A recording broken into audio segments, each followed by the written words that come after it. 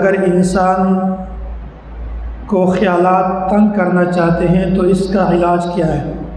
حضرت عبداللہ بن مسعود رضی اللہ تعالی عنہ نے فرمایا ہے کہ اللہ کے نبی صلی اللہ علیہ وسلم سے پوچھا گیا، یا رسول اللہ، ہمارے دل میں کفر، فسق، فجور، گناہوں کے مختلف قسم کے خیالات آتے ہیں، ان کا کیا حکم ہے؟ اللہ کے نبی صلی اللہ علیہ وسلم نے فرمایا تھا، ذاک محض الایمان، یہ جو خیالات آتے ہیں یہ خالص ایمان کی علامتیں ہیں۔ اب ایمان کی علامتیں ہیں یہ تب انسان سمجھے گا جب مکمل بیان یا مکمل موضوع ان کے سامنے ہو۔ حضرت ڈاکٹر عبدالحی عارفی رحمۃ اللہ علیہ نے لکھا ہے کہ ان کے پاس ایک ساتھی آیا اور انہوں نے یہ پوچھا کہ حضرت، ہم نماز پڑھتے ہیں لیکن نماز میں خیالات آتے ہیں، نماز میں وساوس آ جاتے ہیں، اور اسی طرح ہم سجدہ بھی کرتے ہیں تو سجدے کی حالت میں بھی وسوسہ پیدا ہو جاتا ہے، خیال پیدا ہو جاتا ہے، تو ہماری جو نماز ہے یا ہمارا جو سجدہ ہے یہ سجدہ بہت گندہ سجدہ ہے، ناپاک سجدہ ہے، یہاں تک کہ ہم بہت زیادہ پریشان ہیں، اور اللہ کے سامنے ہم ایسے اگر گندہ ناپاک سجدہ کریں تو اس کا کیا ہوگا، ہماری نماز کا کیا ہوگا، ہمارے اس سجدے کا کیا ہوگا؟ اور حضرت کو فرماتے ہیں کہ ہم بہت پریشان ہیں، اس کا کوئی علاج بتائیں تاکہ ہم اس طرح گندے سجدے سے اور اس طرح چیزوں سے پاک رہیں، اس پریشانی سے ہم بچ جائیں، کوئی اس طرح طریقہ بتاؤ۔ تو حضرت نے ان کو بتایا کہ آپ یہ بتائیں کہ آپ نے جو سجدہ کیا ہے یہ سجدہ پاک ہے یا ناپاک ہے، یہ سجدہ گندہ ہے یا یہ سجدہ پاک ہے؟ انہوں نے کہا تھا کہ جب ہم سجدہ کرتے ہیں تو سجدے میں مختلف قسم کے شہوانی خیالات آ جاتے ہیں، تو اسی وجہ سے یہ ہمارا جو سجدہ ہے یہ بہت ہی گندہ ہے، بہت گندے خیالات آتے ہیں۔ تو حضرت نے فرمایا کہ جب آپ کا سجدہ گندہ ہے اور اللہ تعالیٰ تو پاک ہیں، اللہ کو پاک سجدہ کرنا چاہیے، آپ نے جو سجدہ کیا وہ تو گندہ ہے، تو پھر آپ اس طرح کریں کہ اللہ کو سجدہ نہ کریں بلکہ اللہ کے بجائے مجھ جیسے ناپاک بندے کو سجدہ کریں۔ سجدہ بھی آپ کا ناپاک ہے اور میں بھی ناپاک ہوں، تو لہٰذا سجدہ مجھے کریں۔ اس وقت اس بندے نے حضرت کو فرمایا کہ توبہ توبہ، حضرت آپ کیسی باتیں کرتے ہیں، میں آپ کو کیسے سجدہ کر سکتا ہوں؟ تو اس وقت حضرت نے سمجھایا کہ دیکھ لیں، یہ اس بات کی دلیل ہے، یہ اس بات کی علامت ہے کہ آپ نے جو سجدہ کیا ہے یہ اللہ کے لیے ہی کیا ہے۔ جب آپ انسان کو سجدہ کرنے پر آپ آمادہ نہیں ہوتے، آپ سے گوارا نہیں ہوتا کہ میں انسان کو کیسے سجدہ کروں، تو یہ اس بات کی علامت ہے کہ آپ کا سجدہ بھی ٹھیک ہے، آپ کا سجدہ پاک ہے، اور یہ سجدہ صرف اللہ تعالیٰ کے سامنے ہوتا ہے، اللہ کے غیر کے سامنے نہیں ہوتا۔ تو حضرت ان کو سمجھا رہے تھے کہ اگر یہی سجدہ ناپاک ہوتا تو اللہ تعالیٰ اس پر کوئی زجر، کوئی توبیخ، ڈانٹ ڈپٹ اور اس کا کوئی وبال، گناہ کا تذکرہ فرماتے، لیکن اللہ تعالیٰ نے کوئی تذکرہ نہیں فرمایا کہ اس پر گناہ ہے یا سزا ہے یا عذاب ہے، بلکہ اللہ تعالیٰ کو قبول ہے۔ تو ہم اگر پیشانی زمین پر رکھتے ہیں تو اس کا یہ مطلب ہے کہ ہماری پیشانی یہ اللہ تعالیٰ کے سامنے سرخرو ہے، اللہ کے سامنے سجدہ کرتی ہے۔ ہم جب سر جھکاتے ہیں تو اس کا یہ مطلب ہے کہ ہم سر اللہ کے سامنے جھکاتے ہیں، غیر کے سامنے نہیں جھکاتے۔ جب ہمارے گھٹنے، ہمارے ہاتھ، ہمارے پاؤں یہ اللہ کے سامنے جھکتے ہیں تو اس کا یہ مطلب ہے کہ ہمارے اعضاء اللہ کے سامنے سر جھکاتے ہیں، اللہ کے سامنے سجدہ ریز ہوتے ہیں، اللہ کے سامنے سجدہ کرتے ہیں، غیر کے سامنے سجدہ نہیں کرتا۔ تو لہٰذا یہ سوچ کہ ہمارا سجدہ گندہ ہے، ناپاک ہے، یہ وہم ہے، یہ خیال ہے، اس کو اپنے دماغ سے ہٹاؤ۔ اللہ کی جانب سے ایسے خیالات پر کوئی مواخذہ نہیں ہوتا۔ اور کبھی کبھی یہ جو خیالات آتے ہیں اس میں مصلحت بھی ہوتا ہے۔ اگر ہم جیسے بندے یہ کہیں کہ ہم نماز خشوع و خضوع کے ساتھ پڑھتے ہیں، اس انداز میں پڑھتے ہیں کہ ہمارے خیال میں اللہ کے علاوہ کسی اور کا نہ خیال آئے، نہ گمان آئے، نہ کوئی فکر آئے، تو اگر ہم اس درجے کی نماز پڑھیں تو پھر ہمارے اندر تکبر آ جائے گی، عجب پیدا ہو جائے گی، اور پھر ہم اسی انتظار میں ہوں گے کہ اللہ تعالیٰ نے ہمیں ایک مقام دیا ہے، ایک بہت بڑا مرتبہ دیا ہے، تو انسان کے اندر تکبر پیدا ہو جائے گا۔ بزرگوں نے لکھا ہے کہ ایک جولاہ تھا، اس نے نماز پڑھی، صلی الحائق رکعتین وانتظر الوحی، ایک جولاہ تھا، اس نے نماز پڑھی 2 رکعت اور پھر نماز پڑھنے کے بعد اسی جگہ پر بیٹھا اس بات کے انتظار میں کہ اللہ تعالیٰ میرے اوپر وحی کب نازل کرے گی۔ تو یہ اس بات کی علامت ہے کہ اللہ تعالیٰ ہر بندے کو یہ مقام نہیں دیتا۔ اللہ تعالیٰ انسان کے ظرف کو دیکھتا ہے کہ اس بندے کے اندر کتنی بات برداشت کرنے کی صلاحیت موجود ہے۔ اگر انسان کا ظرف وسیع ہے، بڑا ہے، تو اللہ تعالیٰ اسی طرح مقام عطا فرماتے ہیں۔ اگر ظرف چھوٹا سا ہے، اس کے اندر صلاحیت برداشت کرنے کی صلاحیت موجود نہیں ہے، پھر اللہ تعالیٰ اس کو وہ مقام بھی نہیں دیتے۔ 1-2 مثال آپ کو سمجھا دیتا ہوں۔ ایک غبارہ ہے، چھوٹا سا غبارہ ہے، انسان کہتا ہے کہ اس غبارے کے اندر میں ہوا ڈال دوں یا اس کے اندر میں پانی ڈال دوں، ہوا سے بھر دوں اور اس کے اندر 1 ڈرم پانی ڈالوں، تو اس غبارے میں اتنی صلاحیت نہیں ہے کہ وہ 1 ڈرم پانی کو برداشت کرے، وہ فوراً پھٹ جائے گا۔ اسی طرح ایک چھوٹا سا برتن ہے، چھوٹے سے برتن میں آپ نے یہ سوچا کہ اس میں بہت زیادہ پانی ڈالوں، تو یہ ہو ہی نہیں سکتا، اس لیے کہ یہ غبارہ، اس کا ظرف اتنا کمزور ہے کہ یہ زیادہ پانی کو برداشت نہیں کر سکتا۔ اسی طرح برتن اتنا چھوٹا ہے کہ زیادہ پانی کو برداشت نہیں کرتا۔ اسی وجہ سے فرماتے ہیں کہ جب انسان کا ظرف یہ بڑا ہو، وسیع ہو، تو اللہ تعالیٰ اسی کی مناسبت سے ان کو بڑا مقام دیتے ہیں۔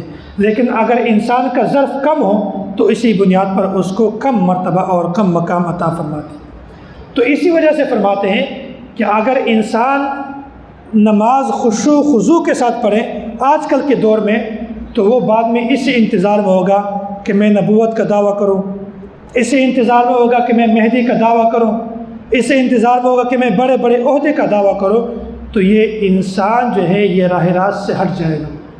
تو یہ نماز کے اندر جو خیالات ہیں، وساوس ہیں، اسی میں بھی بہت مصلحت ہے ہمارے لیے۔ اگر یہی خیالات، یہی وساوس نہ ہوتے تو انسان گمراہی تک پہنچ سکتا تھا۔ بہرحال جو خشوع اور خضوع کی نماز پڑھنے والے تھے وہ اعلیٰ قسم کے لوگ تھے۔ ہم جیسے خشوع خضوع کے ساتھ کہ بندہ یہ سوچ لے کہ ہم نماز پڑھیں لیکن اللہ کے علاوہ نماز میں کسی چیز کا خیال نہ آئے، یہ ممکن ہی نہیں ہے۔ اس طرح بھی نماز نہ پڑھیں جس طرح ایک واقعہ مشہور ہے کہ ایک آدمی نماز پڑھ رہا تھا، تو نماز کے بعد اس نے امام کو کہا تھا کہ آپ نے 3 رکعت نماز پڑھائی ہیں، 4 رکعت نہیں پڑھائی۔ امام حیران ہو گیا کہ آپ نے کیسے یہ سوال کیا، آپ تو کبھی نہ نماز میں آتے ہیں، آ بھی جاتے ہیں تو بس جلدی جلدی پڑھ کر چلے جاتے ہیں، آپ نے یہ سوال کیسے کیا، کیا دلیل ہے تمہارے پاس؟ اس نے کہا میں روزانہ جب 4 رکعت نماز پڑھتا ہوں تو میرے 4 دکانیں، ہر رکعت میں 1 دکان کا حساب لگاتا ہوں۔ اب میں جب نماز پڑھ رہا تھا تو میں نے 3 دکانوں کا حساب مکمل ہو گیا، 4تھا دکان تو میرا رہتا ہے۔ تو اس سے معلوم یہ ہوا ہے کہ آپ نے 4 رکعت نماز نہیں پڑھائی بلکہ 3 رکعت پڑھائی۔ تو اتنا بھی خشوع نہ ہو کہ آپ کو یہ بھی نہیں پتہ چلا ہو کہ ہم کیا پڑھتے ہیں، ثنا پڑھتے ہیں یا الحمد پڑھتے ہیں یا کوئی تلاوت وغیرہ کرتے ہیں، اتنا زیادہ خشوع بھی نہ ہو۔ اسی طرح اللہ تبارک و تعالیٰ نے ایک اصول بیان کیا ہے، اس کے بارے میں بہت ساری احادیث موجود ہیں، لیکن میں ان تمام احادیث کا خلاصہ آپ کے سامنے ذکر کرتا ہوں۔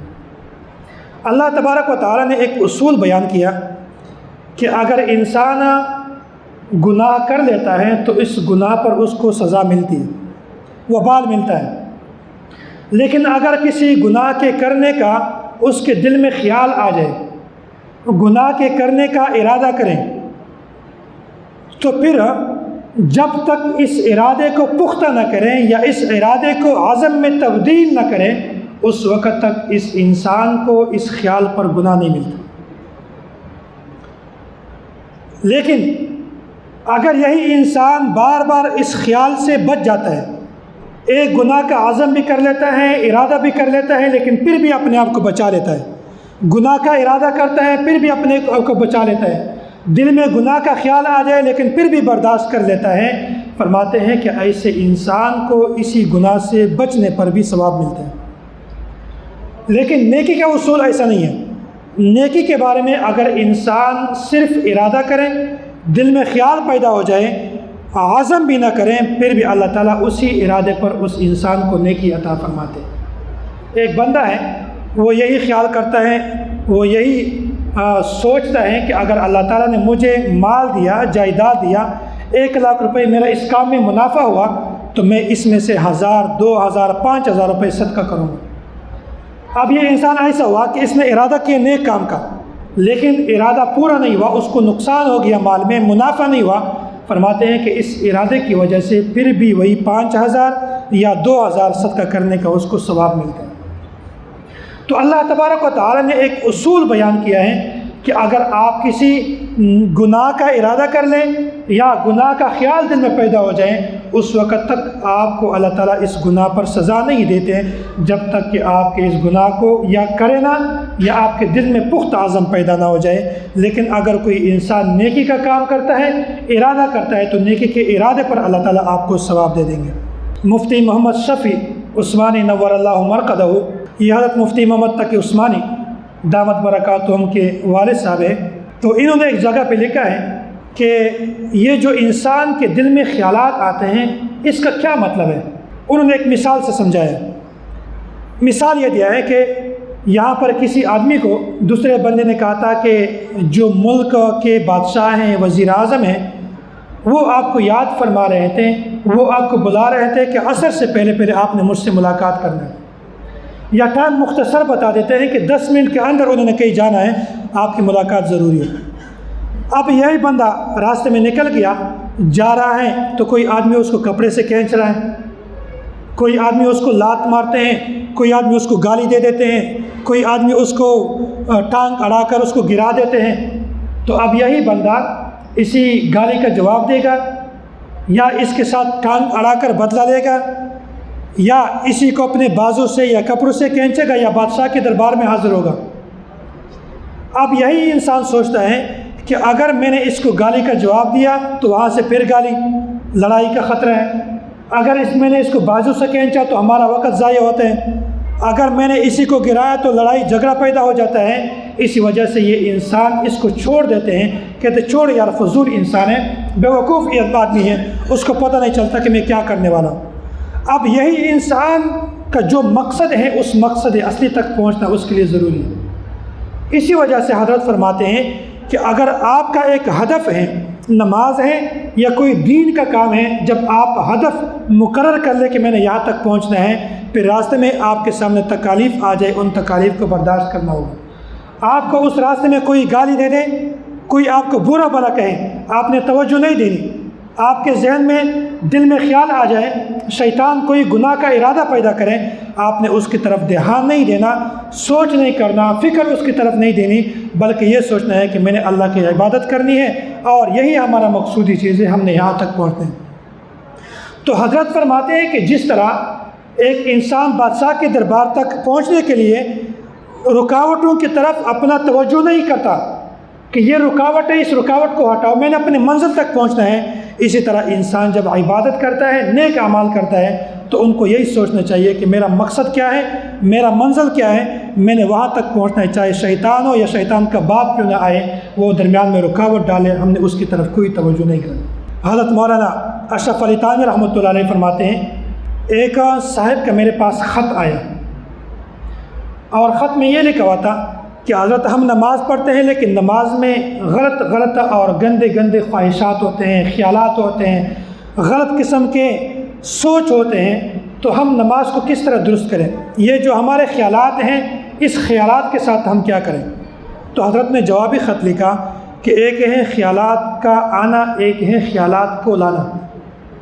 خیالات کا آنا جو ہے، اس پر کوئی قسم کا وبال نہیں ہے، کسی قسم کا کوئی گناہ نہیں ہے۔ انسان ہے، نماز پڑھتا ہے، خیالات آتے ہیں جاتے ہیں، خیالات آتے ہیں جاتے ہیں، اس پر کوئی گناہ نہیں ہے، کوئی وبال نہیں ہے۔ لیکن ایک ہے خیالات کو لانا، آپ نماز میں کریں، جان بوجھ کر کسی چیز کا خیال لاتے ہیں، فرماتے ہیں کہ اس پر وبال بھی ہے، اس کا گناہ بھی ہے۔ تو اگر ہم نماز پڑھتے ہیں تو نماز اس انداز میں پڑھ لیں کہ ہم خیالات اگر آ جائیں اس کو بھی دور کریں، لیکن قصداً ہم خیالات کو نہ لائیں۔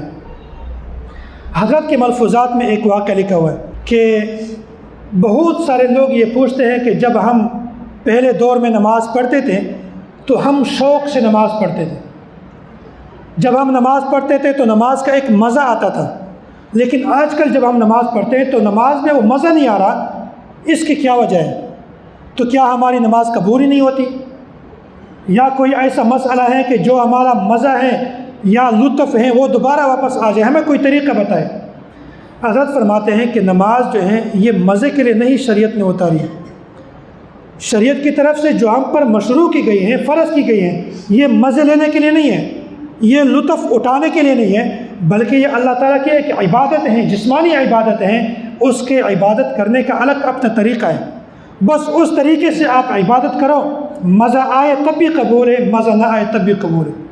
مزہ نہ آنے پر ثواب میں کمی نہیں ہوتی۔ اسی وجہ سے حضرت یہ فرماتے ہیں کہ اگر نماز میں مزہ آئے تب بھی ہم پڑھیں گے، اگر مزہ نہ آئے تب بھی ہم نماز پڑھیں گے۔ اسی طرح